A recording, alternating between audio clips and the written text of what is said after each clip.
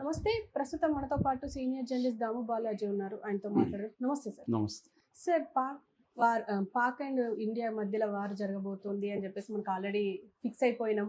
కానీ ఇప్పుడు మనం చేసిన ఆపరేషన్ సింధూర్‌కి ప్రతీకార చర్యగా షెహబాజ్ షరీఫ్ అంటున్నారు, మీ పైన కూడా మేము దాడి చేస్తాం. దాదాపు 10 సిటీస్‌లో మేము చేయబోతున్నాము దాడి అని చెప్పేసి ఆయన చెప్పడం. అందులో ముఖ్యంగా హైదరాబాద్ ఉంది అని అంటున్నారు. అంటే ఎలా ఉండబోతుందంటారు సార్ వాళ్ళ చర్య?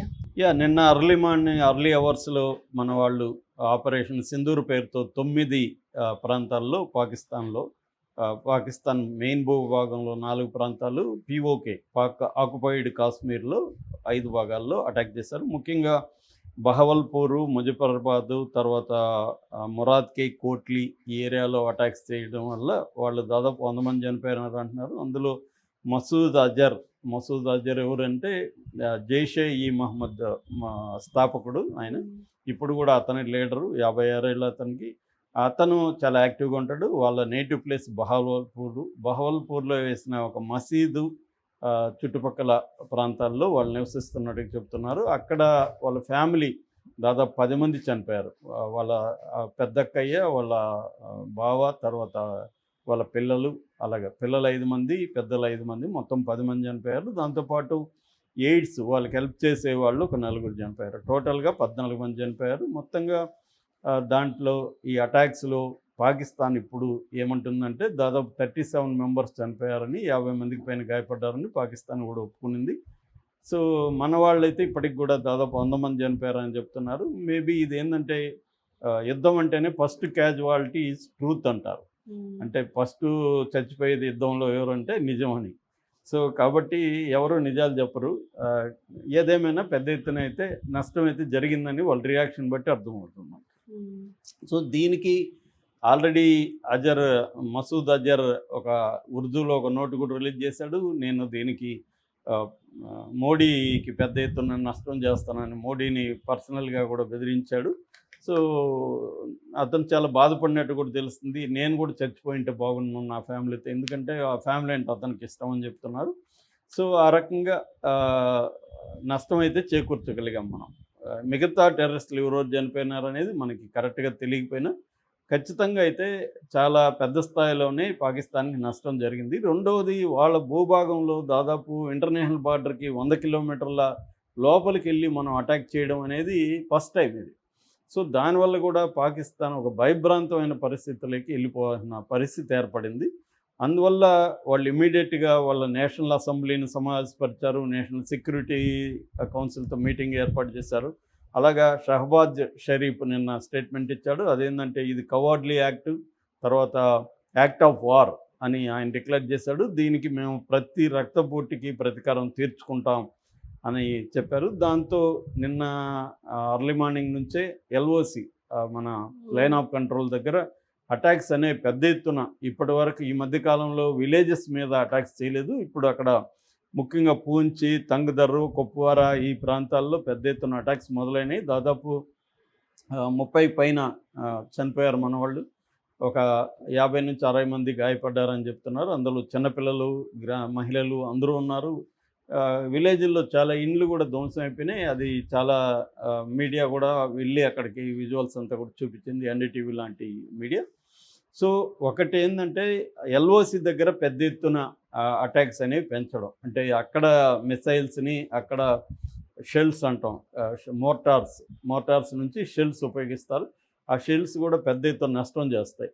సో అక్కడ పెంచారనమాట. సో అది ఒక ప్రతీకారం. రెండవ ప్రతీకారం ఈ 24 నుంచి 36 గంటల్లో తీర్చుకుపోతున్నారు అని చెప్తున్నారు. అందుకని పాకిస్తాన్లో అనేక ప్రాంతాల్లో ఎయిర్పోర్ట్లు మూసేశారు, ఫ్లైట్లు రద్దు చేశారు.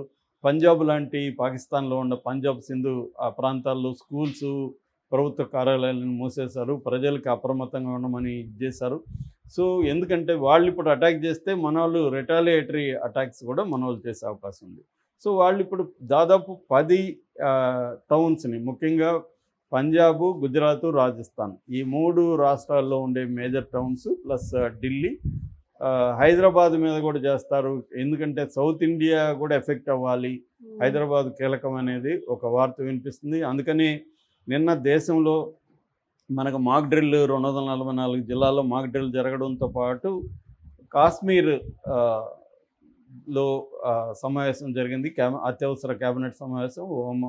అక్కడ సీఎం ఒమర్ అబ్దుల్లా ఉమ్, ఆ, ఆధ్వర్యంలో. ఇక్కడ రేవంత్ రెడ్డి కూడా అత్యవసర సమావేశం, ఎమర్జెన్సీ మీటింగ్ అనేది పెట్టి ఆయన యుద్ధం వస్తే ఎలా ఉండాలనేది ప్రిపేర్ చేశాడు. అది కొంత ఆశ్చర్యకరంగా అనిపించింది. ఎందుకంటే యుద్ధం వస్తే ముందు ఫ్రంటల్ ఏరియా ఇది మనకి 1500 కిలోమీటర్ల దూరంలో ఉన్నాం మనం పాకిస్తాన్కి. యాక్చువల్గా పాకిస్తాన్ దగ్గర అంత 1500 కిలోమీటర్ల దూరంలో అటాక్ చేసే క్షిపణులు లేవు. వాళ్ళు మన స్కైలోకి వస్తే తప్ప. ఉమ్, సో అక్కడి నుంచి అయితే చేయలేరు. ఎందుకంటే మహా అంటే 200 కిలోమీటర్ల దూరంలో ఉంటే ఎక్కువ వాళ్ళకి, అంతకంటే ఎక్కువ లేవు. కాబట్టి అక్కడ మనకు 3323 కిలోమీటర్ల ఇంటర్నేషనల్ బార్డర్ పాకిస్తాన్తో ఉంది. కాబట్టి ఆ బార్డర్ పరిధిలో ఉన్న టౌన్స్ మీద జరిగే అవకాశం ఉంది. దగ్గరగా ఉన్న టౌన్స్ ఢిల్లీ కావచ్చు, జమ్మూ కాశ్మీర్ ఎలాగో జరుగుతుంది, దాంతోపాటు పంజాబు, రాజస్థాను, గుజరాత్ ఈ ఈ ఏరియాలో ప్రధానంగా జరుగుతుంది. కానీ వాళ్ళు మన ఎయిర్ స్పేస్లోకి వచ్చి అటాక్ చేయగలిగితే మాత్రం హైదరాబాద్లో కూడా చేయొచ్చు. సో అట్లా ఏమన్నా చేయబోతారా అన్న ఇది కూడా కనిపిస్తుంది. ఏదేమైనా పాకిస్తాన్కి ప్రెజర్ అయితే ఉంది పెద్ద ఎత్తున. ఎందుకంటే వాళ్ళు మాట్లాడే దాంట్లో మనకి ఖ్వాజా ఆసిఫ్ డిఫెన్స్ మినిస్టర్ మాట్లాడాడు. ఫస్ట్ ఏమో ఆయన రిఫ్రెయిన్గా ఉంటాం మేము, ఇండియా కానీ రెచ్చగొట్టకపోతే మేము రెచ్చిపోమని మాట్లాడాడు.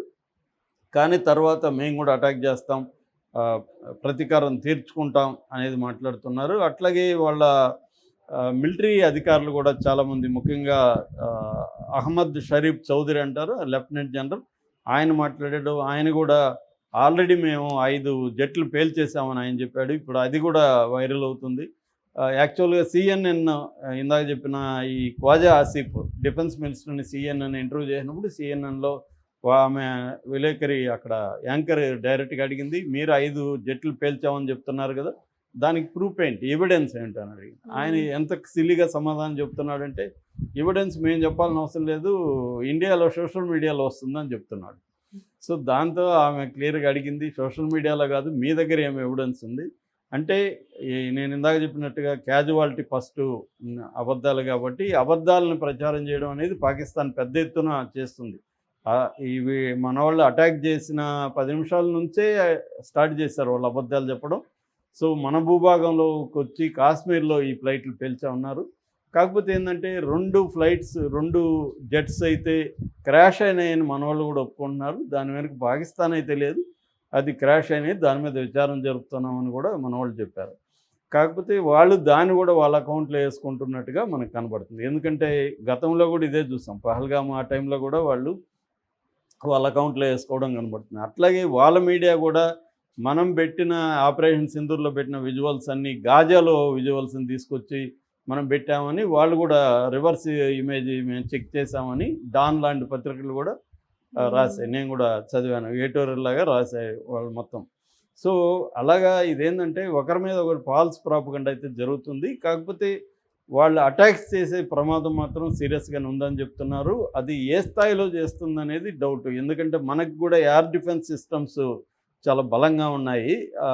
ఈ మన ఎయిర్ డిఫెన్స్ సిస్టమ్స్ని అంటే రాఫెల్ కానీ, SU-30 కానీ, MK-1 కానీ, ఇవన్నీ ఎయిర్ డిఫెన్స్ సిస్టమ్స్ చాలా స్ట్రాంగ్గా ఉన్నాయి. అంటే రాడార్స్ పసిగట్టడం కావచ్చు, గాల్లోనే అవి రాకముందే మనం కౌంటర్గా వాటిని ఆపడం కావచ్చు, ఇవన్నీ ఉంది. ఇజ్రాయెల్ కూడా ఆ విషయంలో మనకు హెల్ప్ చేస్తుంది. ఎందుకంటే ఇజ్రాయెల్ అక్కడ ముస్లిం దేశాలతోనూ పోరాడుతుంది కాబట్టి, ఇరాను, లెబనాను, తర్వాత పలస్తీనా, మనకి అది సహాయం చేసే అవకాశం క్లియర్గా కనిపిస్తుంది. నిన్న కూడా మన అటాక్స్ ఆపరేషన్ సింధూర్ను కూడా నిర్ద్వందంగా వాళ్ళు సపోర్ట్ చేశారు. సో అందువల్ల పాకిస్తాన్కి ఒకటి వాళ్ళు సింబాలిక్గా అయితే అటాక్ చేయాలి, తప్పదు. ఎందుకంటే వాళ్ళ దేశంలో వాళ్ళు నిరూపించుకోవాలి కదా మనం వీక్ కాదని. సో ఆ సింబాలిక్గా అటాక్ అయితే తప్పకుండా చేయాలి. కాకపోతే పెద్ద ఎత్తున చేస్తే మళ్ళీ ఎస్కలేటరీ అంటారు, ల్యాడర్లో నెక్స్ట్ స్టెప్కి వెళ్ళకూడదు. సో అందుకని సింబాలిక్గా మనం ఎలాగైతే focused, measured, non military, non civilian వాటి మీద చేశామో వాళ్ళు కూడా అలాగే చేయాల్సి వస్తుంది. కానీ వాళ్ళు ఏం చేస్తున్నారు, ఆల్రెడీ LOC దగ్గర గ్రామాల మీద బాంబులు వేస్తున్నారు. సో అందుకని ఇప్పుడు వాళ్ళు కానీ అటాక్స్ కానీ మన మిలిటరీ స్థావరాల మీదనో లేకపోతే మన సివిలియన్ ప్రాంతాల మీద వేస్తే మాత్రం మన వాళ్ళు చుక్కలు చూపిస్తారు. ఎందుకంటే రెడీగా ఉంది, ఎయిర్ ఫోర్స్ వాళ్ళతో పోలిస్తే చాలా అడ్వాన్స్డ్గా ఉంది ఇండియాలో. కాబట్టి రెండోది వాళ్ళ దగ్గర ఎకనామీ అనేది చాలా దారుణంగా ఉంది. 7 బిలియన్లు ఐఎంఎఫ్ ఇస్తే దాని మీద బతుకుతున్నారు. బెయిల్అవుట్ ప్యాకేజీ 7 బిలియన్లు ఇచ్చింది ఐఎంఎఫ్. దాని మీద బతుకుతున్నారు వాళ్ళు. డబ్బులు ఖర్చు పెట్టే పరిస్థితి లేదు. 4 రోజులు కూడా వాళ్ళు వార్ మీద స్పెండ్ చేసే పరిస్థితి లేదు, అన్లెస్ చైనా హెల్ప్ చేస్తే తప్ప. కానీ చైనా కూడా పాకిస్తాన్ హెచ్చరిస్తుంది. అమెరికా చాలా సీరియస్గా హెచ్చరించింది పాకిస్తాన్ని. ముఖ్యంగా మార్కో రూబియో ఆయన గట్టిగా మాట్లాడాడు, మీరు దీనికి రెస్పాండ్ అవ్వకండి మిలిటరీ పరంగా అని ఆయన గట్టిగా చెప్పాడు.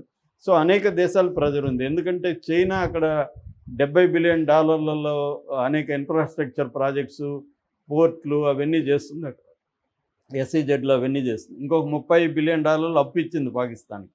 అంటే దాదాపు $100 బిలియన్ ఇన్వెస్ట్ చేసింది పాకిస్తాన్లో. యుద్ధం వస్తే దాని డబ్బులు అది కష్టమే కదా, దానికి కూడా ఇబ్బంది అయ్యి ప్రాజెక్టులు. ఆల్రెడీ అక్కడ రెబల్స్తో, బలూచిస్తాన్ రెబల్స్తో వాళ్ళకి ఇబ్బందులు ఉన్నాయి. అలాంటిది వార్ వస్తే చైనా పెట్టుబడులకు కూడా చాలా కష్టమవుతుంది. అందువల్ల పాకిస్తాన్ ఒకటి అనివార్యంగా దాడులు చేయాల్సిన పరిస్థితి పాకిస్తాన్కు ఉంది. 2 అవి గట్టిగా చేస్తే మళ్ళీ వాళ్ళకి ఇబ్బంది. కాబట్టి చేసినాము మేమేదో అని, ఇంత చేస్తే అంత చెప్పుకోవడానికి రెడీగా ఉన్నట్టుగా మనకు తెలుస్తుంది. ఓకే, మరి ఏం జరుగుతుందో చూడాలి. Thank you sir.